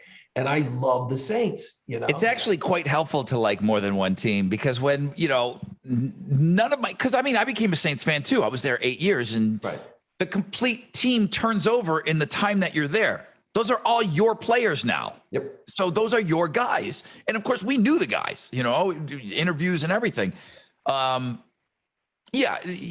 never not be a Bills fan. I'm like you, but you know, you don't force yourself to like the team. I've always said this. When the team plays and you're kind of following them because you live in that city now, and they lose and you get mad, you're like, well, wait, whoa, why am I mad? Do I like these guys? Right. Am I a fan now? That's how you know when you're bummed out at a loss. It's great. They're winning. And it's like, oh, okay, this is kind of fun. It's kind of fun. But when they lose and you're pissed, that's when you're like, well, why do I care? I must like these guys. In my whole time here, I only missed the first 2 seasons ever of the Houston Texans. They're not that old a team. That's true, right? Yeah. So, I've been here almost as long as the damn team's been here. But you were talking about why do we like to hate success?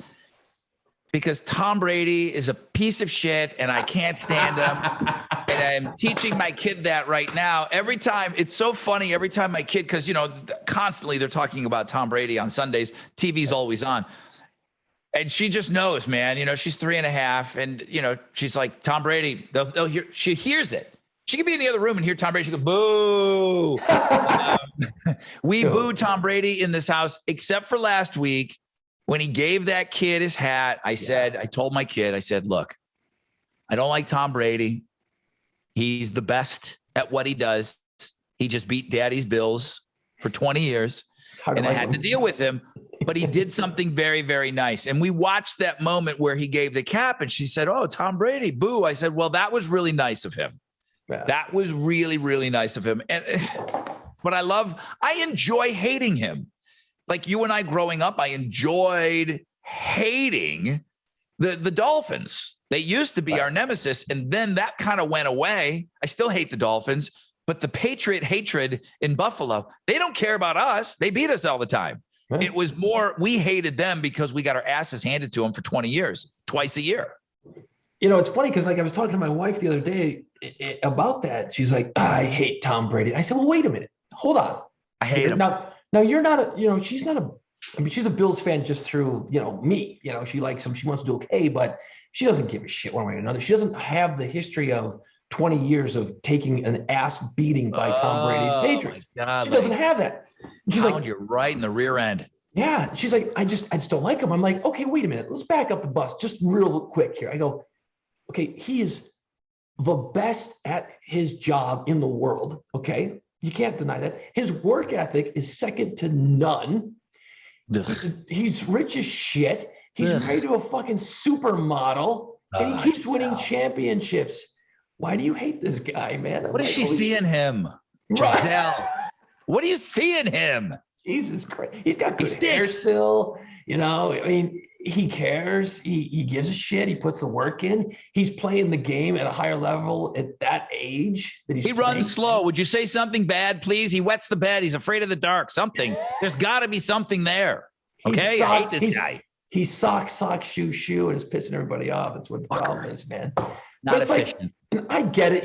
They had the deflate gate and all the other bullshit, which I think is just minor stuff. He still had to throw the fucking ball down the field and still win the games. You know what I mean? And a lot of people say, well, every one of his Super Bowls, there's an asterisk because he didn't do it all. There's other guys on the team that kicked the winning field goal or got the interception against Seattle. He got him there. I'm like, bitch, it's a long season. It's a long game. So I get why you and people in Buffalo hate Tom Brady.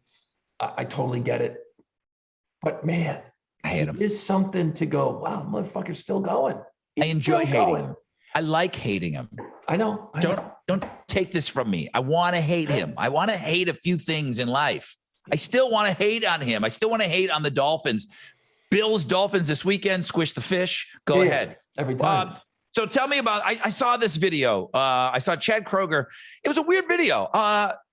I don't know if you know the answer to this. Who's he talking to? Is it an interview? It really looks like him sitting with a beer, and it looks like a hidden camera almost, to be honest with you. It almost looks like he's in a game. He's sitting like up higher, and someone's like the way the angle is, the phone is looking, or the camera's looking way up. He's like, does he know he's being recorded? He's still very careful in his answer. Okay. He answers pretty well. He's not a dick about it. So this video just popped up, and this has been an ongoing like mini feud-ish between Corey Taylor of Slipknot and Stone Sour, who's great, and Chad Kroeger of Nickelback. And Corey's been saying all kinds of weird shit in the press about, Nickelback and this and, whatever. So Chad Kroeger gets this random question by some stranger. And he says that, he goes, look, Chad Kroeger of Nickelback says, Corey Taylor's been saying a lot of just bad things about me and my band in the press. He says, it's something about writing a hit song. I'm getting this wrong, Rod. He said Nickelback has written hit songs or something like that. And Chad Kroeger says, well, the guy that's talking to Chad Kroeger said, well, yeah, but Corey Taylor has written some hit songs. And he's like, yeah, when he's doing Stone Sour and wants to sound like Nickelback. That's what it was. Yeah. So he clearly hasn't written a radio-friendly hit song for the band Slipknot because it's not radio-friendly music, Correct. Correct. Yeah, we sneak on Duality here and there, and maybe another one, maybe not. Yeah, so then Chad goes on to say, like, hey, well, then go write a hit song. If it's so easy, go do it. So I was like, this is just going to come out, and then Corey Taylor's going to hear about it, and he's going to chirp about it. This is going to be a little feud that's going to go on for a while. You just keep watching it. It's going to keep happening. Well, I did a little research, Ron. You know how we like to research on this show. I talked to the research department here for the Playpants podcast. And Please. Just to give you the facts and figures, man, it's not a contest. Nickelback is way more popular. They've sold way more albums. They've had way more hits than Stone Sour and Slipknot combined. I say this all the time, dude. Nickelback's a fucking 50 million selling band. That's 50 just the million albums. Or I don't even. It's probably more than that now. But there's not a lot of bands. That's like Rock and Roll Hall of Fame numbers. Oh my God, you just made a bunch of people quit the podcast by saying Nickelback and Rock and Roll Hall of Fame in the same breath. But you know what? I'm telling you what. They're going to end up in the Rock and Roll Hall of Fame someday down the road. And I know it's going to happen. I don't know.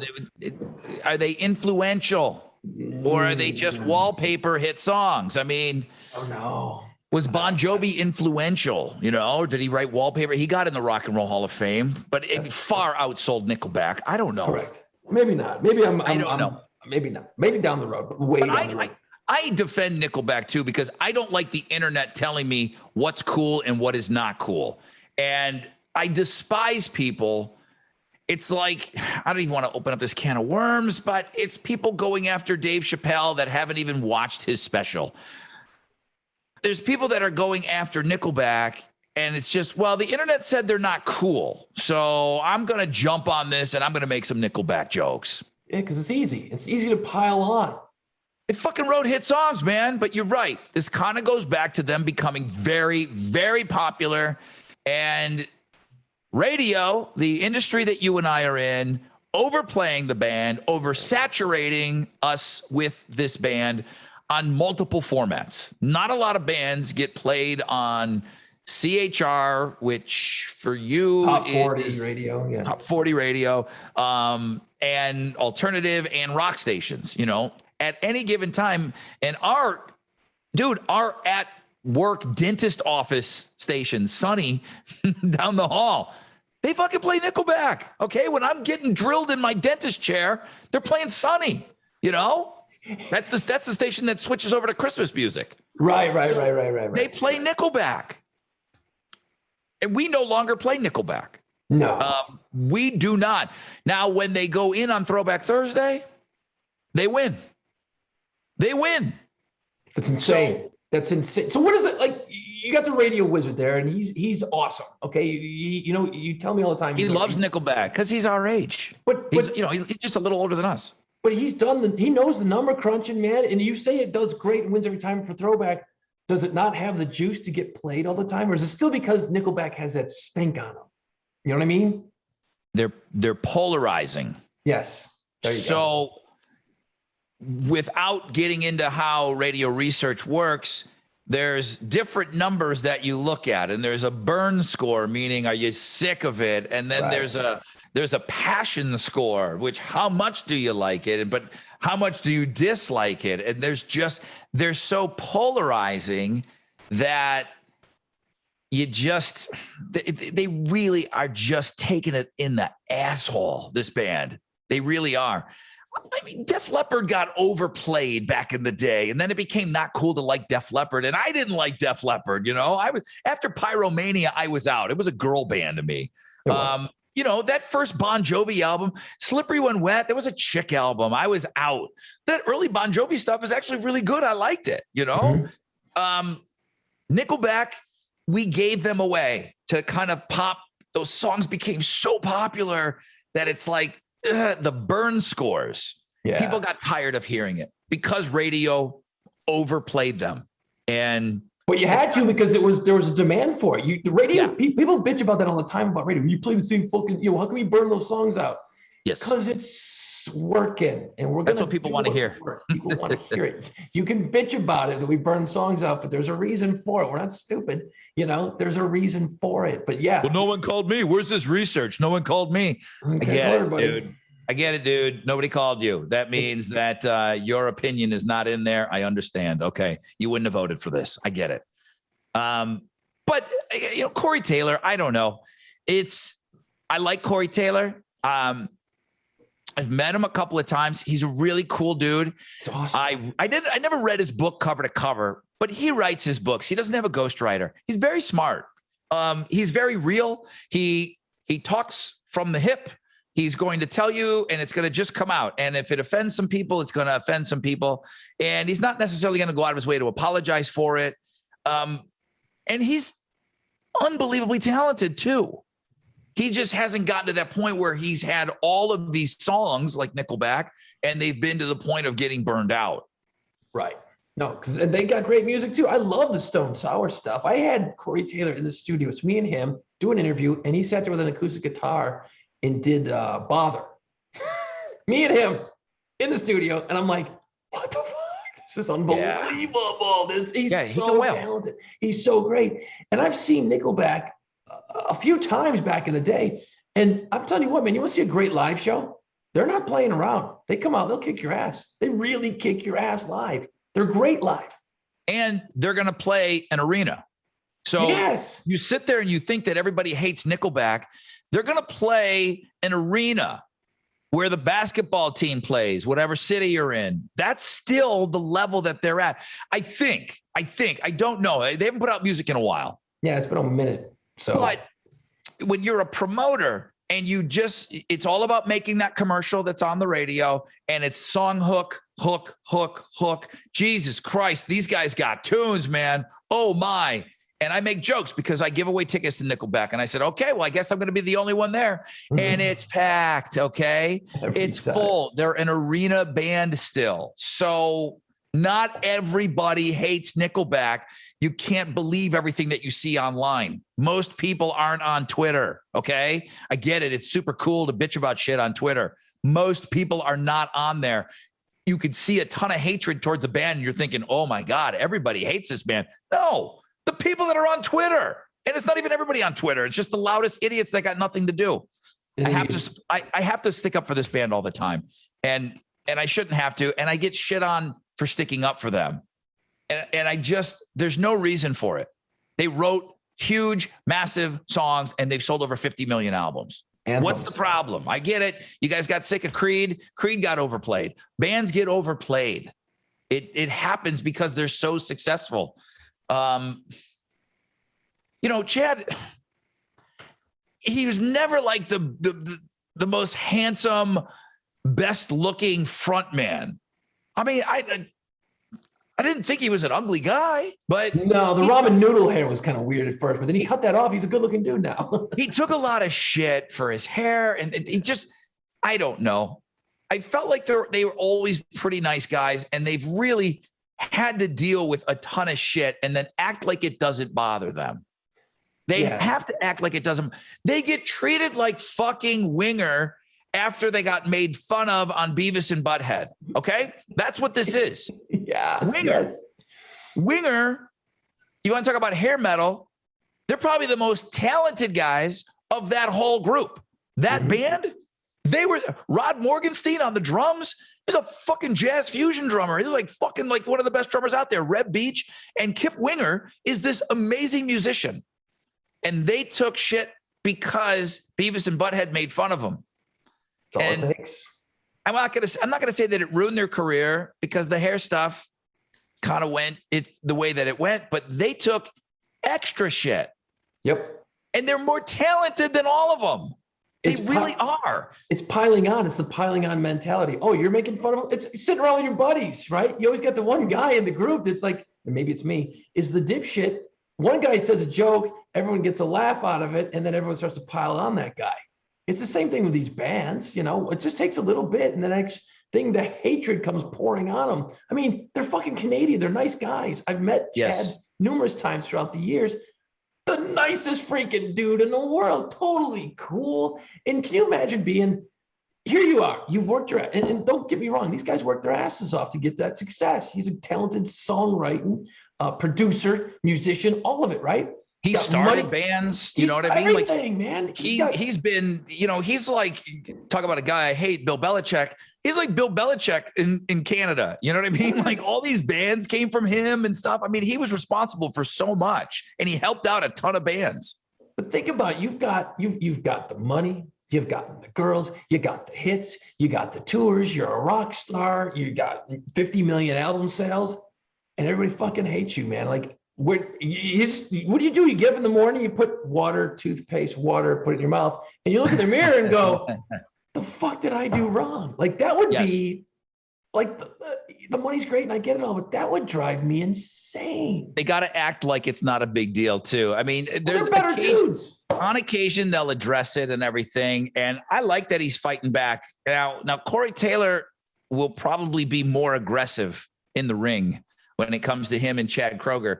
But I like that Chad didn't back down. And that was a hell of a jab. We're going to have to post this video so people can see it. But right. Chad Kroeger says, yeah, he's trying to be, when he's in Stone Sour, he's trying to be Nickelback. And I don't think that's going to sit well with Corey Taylor. And Corey Taylor is not arrogant at all, but he knows that he's good. He knows that he's talented. He knows he can do anything. He's one of the, after, Chris Cornell, you start going for a handful of singers. And, for me, it's like going to be like a Miles Kennedy. But if you look at, Brent from Shinedown, Corey Taylor, those are the biggest voices in rock. And Corey Taylor is different because he bridges over to metal and, he can do that scream stuff. And he might be the best singer out there. He might be the preeminent rock singer. I think there's a lot of people that probably do feel that way. I don't, but he's a top 5 guy in the world of rock as far as singers, for sure. What's weird is like, and I want to move on from this because I didn't know it was going to turn into this crazy conversation. But like, what's weird is I've been lucky enough to interview both guys, and you see them, and they always seem like super nice guys. You get the feeling these guys would get into a room and they'd be fucking best friends. You really do. It feels like it's just a game that someone started, like Corey Taylor started just to be a dick. I don't get why these two guys would fucking be at each other like this. Doesn't make any sense. You know what I mean? I always felt it was really good street cred for Nickelback. They were friends with Pantera, and Pantera liked them. Now, can you think of 2 bands that sound nothing alike? Pantera and Nickelback. But there was a song that Nickelback has some fucking shredding rock songs. They can bang. All right? They can bang. And I want to say the song is called Tip of a Bullet. I don't know if you remember this. Yeah. It was on. But they found a lead guitar part of Dime. And the estate, I don't know if it's the girlfriend that kind of runs everything or whatever, they knew that Chad would do right by it. Right. So Nickelback does a song and they write around a Dime solo. Right. And I'm telling you, scratched your name in the end at the tip of a bullet or something like that. Yeah, I remember the song. It's a flamethrower. Okay. The same band that does How You Remind Me. It's a fucking flamethrower. Corey Taylor would love this song. I'm sure he's heard it, but what street cred to have Dimebag Darrell and get the okay from the family, because the drummer's alive at the time. So the drummer signed off on it. And that song was amazing. And I'm like, okay, there you go. Now you got Nickelback with this unbelievable rock song. And it's got Dimebag Darrell on guitar, on lead on it. This is going to, wait a minute. Metalheads are going to say, hey, wait a minute. Nickelback's okay, man. Okay, wait. This is all right. And I always thought that was going to help. And it didn't. It didn't help. We played it. We played it for a little while. It wasn't like a huge radio song because it was heavy, heavy. Yeah, I remember and once radio decided, and I'll call radio. You'll do the same thing. We'll call it what it is sometimes. And geez, if playing it 10 times is good, then 20 times is going to be better. Well, then 40 times is going to be even better. So if How You Remind Me is what was so huge for us, this Bullet song, let's just play it at night. But, bring on the next hit, bring on the next slow one. And radio's very, very guilty of doing that. So I'm not going to say that radio ruined the band, but they wrote the songs, and there's that whole laughing all the way to the bank thing. But you want to be universally loved. You have to be. Yeah, I mean, they have all the money both of these dudes have all the money in the world, but you want to be liked. I don't think that ever goes away.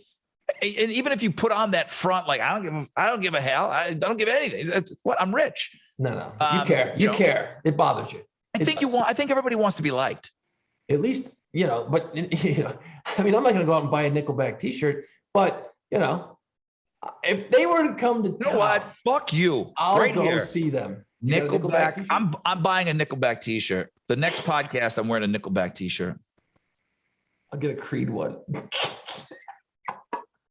Should have been banging my head on Sunday morning. I get the Creed hate, though. I get the Creed hate because his voice is kind of funny. Like Chad Kroeger doesn't sing funny. There's nothing, all right, that's enough of the Nickelback talk. But I just wanted to I was looking at him like, why do we fucking hate certain things so much? It's like, and a lot of times it's very successful people or teams or bands that we just fucking like. At first we're all like, yeah, whoa, who's this Nickelback? I like Nickelback. And then they take off. You're like, this is awesome. And then all of a sudden there's this change where you're like, fuck those guys, they're not cool anymore. It's like you said, the whole world is against the Astros. Okay, well, what the fuck happened? It's like the Yankee hate still goes on by so many people. This is a successful organization, It's like, well, what the fuck happens? The hatred with the Astros kind of makes it makes the community come together even tighter. You were asking earlier in the podcast, what does it feel like? What's the city feel like right now? Right. We know that the world hates us, and rally around the family, pocket full of shells, baby. I mean, it's even tighter that it's us. There's t-shirts, Houston versus y'all, right. We know there was some poll that was like, they did geo tracking and they looked at hashtags and, they can figure out what state is rooting for what team. And Astros have Texas. We have Louisiana. So thank you. You're welcome. And Delaware, for some reason, Delaware, because two people have Twitter there, or two people use the hashtag for the transplants up there. But we have three. That's it. The rest of the country and probably the world, but that is every other state is rooting for the Atlanta Braves. So it makes the community come together even more. And it's like, okay, we'll just show them, man. We'll shut them up.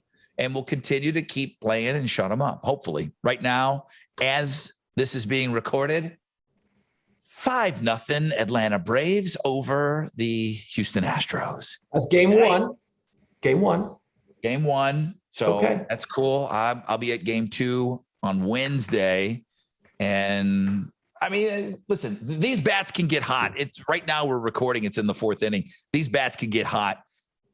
Any comments that we make like this have the potential to not age very well. So I'm going to stop talking about things that are happening in sports right now. It's like, hey, at least it's not raining out. By the time you listen to this, it's pouring.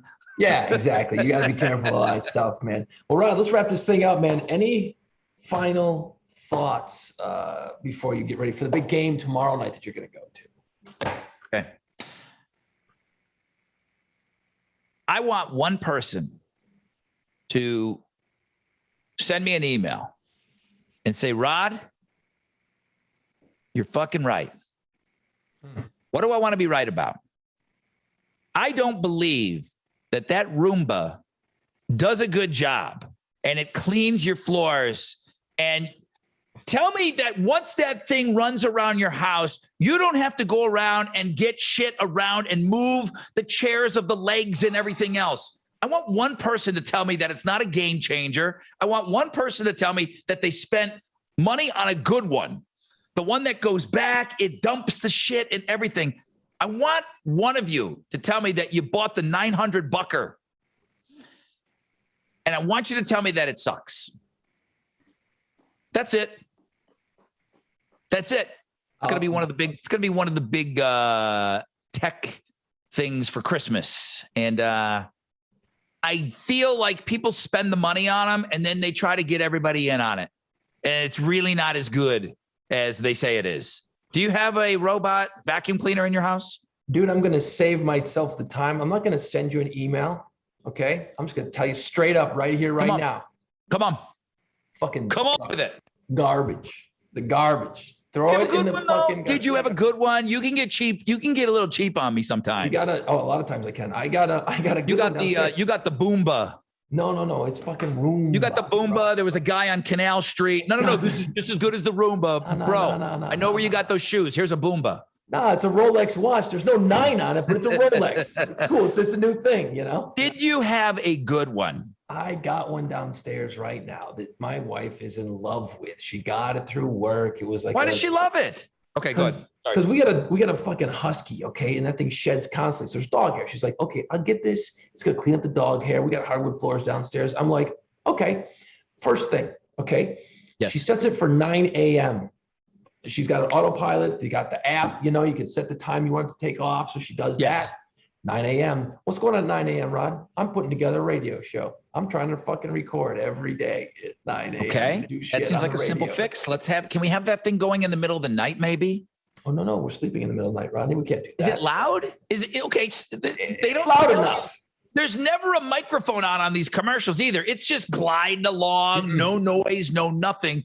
Everybody knows what a vacuum cleaner sounds like, but boy, they don't show you shit in these commercials. There's always some nice, pleasant music playing, and this thing's just gliding around. Okay. Take your cord for your phone charger, right? You got to plug it to the wall, and maybe it's leaning on the ground, you know? That thing will eat phone chargers. Any lamp cords you got, it's chasing. I'm pulling shit out of this thing, and it gets so caked with hair. So I'm not a fan at all. There's been a few times it'll hum. It seems to always want to follow you around too, man. So I'm in there trying to get some toast. I'm trying to butter some toast, and it's fucking hitting me in the legs. And I want to pick it up and throw it like a discus out the window, but I can't. The wife loves it. I haven't said one negative thing about this room, but to her. Does it clean the floor? It gets a decent amount of the dog hair up, a decent amount. So it's not, and like I said, this dog sheds a lot. So it is helpful. I will give it that. It's helpful. Is it clean? But it's not no. You need a vacuum cleaner, though. I can't imagine somebody having a Roomba, and I never see in my life owning a robot vacuum cleaner and not having another vacuum cleaner to go back around and get all the shit that it didn't get. Yeah. No, it's a helping hand along the way throughout the week when you're working. You got time to do shit. But I'm at night, if I'm watching the game or something, I'm mopping or whatever, cleaning up the rest. But it's helpful. It's like an assist. Is it a good one? Do you have a good one? I do have a good one. I got a nice one. Is it like a 5? Is it like between a 6 and an 800-900 bucker? Or do you have like the 500 bucker? Because there's a big difference there. It doesn't have a 9 on it. It's like the Rolex with no 9. It's good. It's good. I got a good one. Does it dump its shit and do all that and go back to the port? The fuck's it gonna dump it by itself? Yeah, dude. They got self-cleaning ones now. Oh, yeah, I wouldn't trust that because mine gets all gummed up with hair and everything else. I got to pull it apart, unscrew the little wheel that spins and shit. So yeah. No thanks on your Roomba. I don't want one. Okay. Well, thank you for that honest review. Jason, final thoughts. Just got word, Rod. A Roomba will not be a sponsor for the Playpants podcast, apparently. Well, then you take your Roomba and you shove it up your ass. And there's other options for us, of course. Final thought, Rod. I'm going to be running in a week. Every single day, I'm going to do a 10K a day. That's 6.2 miles every single day in the month of November. Okay. Every single day. I was out doing a little filming today. I'll be putting videos on my YouTube page every day. This thing is starting to get a little out of hand for me, starting to grow. I'm starting to expand it. It's just to raise awareness for dudes to go to the doctor and maybe get up and move around a little bit. You don't have to go run 10K every day. Maybe take a walk to the mailbox. Start slow. Make that doctor's appointment once a year. I got a lot of people, I'm about to be 50. Okay. And it doesn't bother me. I don't give a shit. But I'm noticing on Facebook, I got a lot of friends just disappearing off the face of the earth. They're dying. I'm 50. I'm like, what the that guy, kids from high school that I went to high school with, I'm seeing them drop like flies lately. But then I see their pictures and they're just way out of shape. And I'm not here to piss on someone who's out of shape. I get it. Everyone's got their struggle, but I'm like, dude, what the fuck? So it freaks me out. So that's why I stay in shape now. It's all starting to freak me out. Is there a reason you do it in November? Is that a month, or is it a weather thing for you? Because No. I wouldn't want you to do a 5K a day or a 10K a day in October, in August. I ain't doing it in August. I'll be dead. Although I trained in August, so Sure. I ran just as much in August. But no, it started out where I was like watching football games, and every year all the players were wearing like the pink shoes, the pink headband, the pink wristband, all the breast cancer awareness. I know you're doing a lot for that, and I think it's awesome. But I remember sitting there thinking to myself, I'm like, dudes, there should be something in November for dudes. I like crank right out of pink month and go right into dude month, because dudes are dumb. Women will at least go to the damn doctor. You know what I mean? Like, they'll go and they'll get checked out, and they'll get the boobs squished, and they'll get things worked out. Okay, cool. Dudes are so dumb. They don't do anything. We're done. November, it's Movember. Everyone grows their mustache for Men's Health Awareness. And I'm like, that's right. I go, that's great. Bunch of dipshits just growing mustaches, not doing anything else. I'm not pissing on Movember guys. They raise a lot of money for charity. It's all cool. But most guys just grow the mustache and that's it. They don't do anything to change their lifestyle or improve it at all. So I'm like, I'm gonna go out there and run like a dipshit every single day and be in your face all over social media and on this podcast, saying, get up, move around, and make the doctor's appointment. Just go once a year. You might be delivered bad news, but if you catch it early enough, you can change it into good news. Yeah, we've always agreed on this, man. That shit's just not going to go away on its own. And it from right down to a toothache, I know that there's people that just have not been in a dentist chair in forever, and you're dealing with these things, and you don't even want to know. You're like, I've dealt with it for so long. It's not going to fix itself. Okay. I guess the tooth is going to eventually fall out or something, but I get it, because you haven't gone in a while and you might be a little scared. But wouldn't you rather know and try to catch it early? Like how we talk about Prostate Cancer Awareness Month in September. The most curable cancer, if detected early, is prostate cancer. And the only time that it's a killer is when people don't get checked and it's too late. It never has to be too late with prostate cancer, and it should never be too late with prostate cancer. I'm sure there's some cases out there that it's like, okay, listen, you just been handed a bad hand in life, and it was just, I for whatever reason, that's what you're supposed to go down with. But in most cases, if you just get in there and check it out, it's one of the most curable cancers out there. So just in hand with what you're saying, the doctor I've had few things cut out of me now, meaning skin, if this one didn't look good, this wasn't, you got to stand there and you got to let the doctor look at you. You're in the sun, and, even our good friend, Mark Petrocelli, he's like, Rod, I don't see you wearing a hat. I had to get a thing cut out of my head. He's a fellow bald brother. And I know he always listens. But he catches me out. He sees me out. He goes, dude, I didn't see you wearing a hat. He's really on me now about the sun. And I do a better job of it. Just, you got it. Dudes, get stuff checked out, man. And I think it's great. You running every day and you putting these videos out there. It's just, I think you do a great job of not preaching. And I think you do a good job of just like, hey, here's your reminder today. Here's your reminder. Oh, you didn't do it yesterday? Okay, well, here's your reminder today. If you don't do it today, I'll be here tomorrow and I'll remind you. I'm just going to remind you. And I think that's probably the best message that you get out there to people. Nobody wants to be beat over the head with it. You know what I mean? Like, oh, don't tell me I got to go fucking exercise. Don't tell me I have to call the doctor. Nah, man, you know what? You do you. But I'm just here to tell you, look, I've done plenty of research and I've seen too many friends go down with weird shit. And it's like, man, that was avoidable. Oh, man, if you'd gone to the skin doctor once a year, which I do, and get your everything checked out. And they're looking at things under a microscope and they're cutting stuff off you. And you're like, what the hell? I kind of wanted that, whatever. Just fucking, and this is where it gets me every time. And this is when I started going to the doctor more. Second I had kids. I'm like, you know what? You want to be around for them. I want to see every last possible second with these kids I can do. And then it became more about them than me. And I'm like, I don't give a shit about me. At the end of the day, I don't care. I'm not doing it for that. I want to be here. You know, that's why I stay in shape. My son is 13. He's starting to run like a motherfucker. He's in shape. He's starting to get real athletic.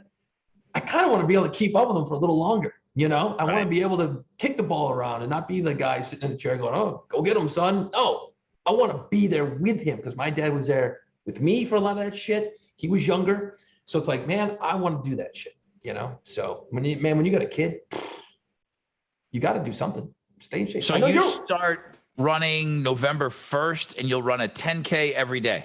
There's no Thanksgiving off. I'll be running Thanksgiving morning. If it rains, I'll be running in the rain. If it's snowing, it won't snow. But if it's snowing, I'll be running in the snow. And then on the 30th, that's actually my birthday, November 30th this year. Well, it's November 30th every year. But this year, I'm going to get up. Oh, really? It fell on the 30th this year? Fucking weird how that works, right? If I had that 9 on that watch, I would know better, right? I haven't totally planned it out just yet, but I think on the 30th, I'm just going to get up and I'm going to run until I can't run anymore. I'm just going to go and see how far I can go. Is that good for you? I mean, no, listen, I'm proud of you, and I think it's great. But terrible. After doing that every single day, yeah, you just want to go out one final bang. Here's how I look at it, Rod. I've been training for not training, but I've been running for a year, okay, or a year and a half. And then the last few months, I've really gotten into it harder. And I've been really training so that I didn't fuck up this. A 10K is far. I don't know if you ran a lot, but that's far. So I can do that every day. So I had to make sure I was in shape so I could pull it off. And then I'm just like, you know what, 50, I don't know if I'm going to keep training this much forever. As you get older, it gets harder every day. So I'm like, let me see how far I can go. Let's see what I can do. You know, I'm going to sign up for there's a marathon in February. After that, I'll probably scale it back, run just enough to stay healthy, be cool, whatever. But you want to get a marathon under your belt. I definitely want to get a marathon. I will half get marathon or full marathon? Full marathon. I'm going to do one. And then we'll see after that. Nipple bleeding marathon. By the way, that hurts. I do that when I was training. Yeah, no, your tits hurt. Chafed fucking nips. Have your nipples bled? Yeah. Yeah, I didn't like it. You got to wear the right shirt. That helps. You know, there's a lot that goes into it. So anyway, that's what I'm doing in November. I'm looking forward to it. It starts, the day after Halloween, and we'll talk more about it, I'm sure, because it's going to be fucking wild. Can't wait, sort of. All right, bro. Good luck to you. I'm proud of you. Yeah. So check out all the links to everything we do. Play Pants Pod on socials. You still got your shirts, dude. You got to talk about plug your shirts. The fuck, we're sitting here just shooting the shit at this point. Last week I'm going to keep the store open through this weekend. Boobs rock, koozies, t-shirts, squeezy boob. Squeezy boobs. Okay. When Jason starts saying dumb shit, you can't see my hands because I'm over here doing this. You fucker. You saying I'm quitting again. Yeah, these are like just little stress balls. So squeezy boobs. The titties. My kid, my 3.5-year-old grabs them, puts them in her shirt, runs around, thinks it's funny. I'm like, she goes, look at my boobies. Look at my boobies. I'm like, London Ace, give me those squeezy boobs now. Don't ever do that again. Well, what happens when you tell your kid to not do something ever again? Can't wait to do it again. Yep. Look at my boobs. She's running around with them in her shirt. She thinks it's the funniest thing. I'm laughing my ass off and telling her not to do it at the same time. Yeah, that's where parenting is hard when the kid's funny and you got to yell at them. I know. So yeah, squeezy boobs, all the stuff, all of our Boobs Rock merchandise. We've got one that you can obviously tell where I steal all my logos from. One kind of looks like Barstool. The other one, it's like a Houston Astros type of logo, and it's all pinked out and stuff. You can wear it all year round, man. The stuff is great. The t-shirt quality is great. I'm going to keep the store open through the weekend, and then that's it. But it's been with the car show and the golf tournament, I don't know. I come in every day. My wife's working on this golf tournament, like trying to get all this money together. Thank God she does all that. But it's going to be it was a great month. And it's not over yet. If you haven't gone into the store, please go do so. All right, that's it. That's it. Damn it. Go ask. Right now, things are just not going the way that I want. So it'll be fine. It's going to be fine. It's a long series. I hope you're right. All right, go Astros. I hope that ages well. Go Astros. All right. Thank you guys for checking this stuff out, man. Appreciate you. Get involved. Get on the socials at Playpants Pod and watch this crap on YouTube and slam and subscribe and do all of that. And when we do a top 5, give us your top 5, man. If you want to email us, great. But the best thing is hit us up on all the different social media platforms. YouTube, everybody likes to just add their top 5s right there. And I really appreciate all the people that do take the time to kind of add, because you see right now, I mean, 3/4 of the show came from an email that somebody listens to the podcast. So you don't know where we're going to get the next, sparked conversation from. So let us know. Yeah, please. If you got something you want us to chime in on, maybe you got questions about radio or music or whatever. I mean, we may not have the right answer, but we'll have an answer. We'll be able to tell you how we fooled them this long. Hey, whatever, man. It's all good. So we'll talk to you in a week. Good luck and thanks. Go Astros. Let's go. It's time. Put on play pants. Find us wherever you listen to podcasts. See us on our YouTube channel and follow our social media pages at Playpants Pod.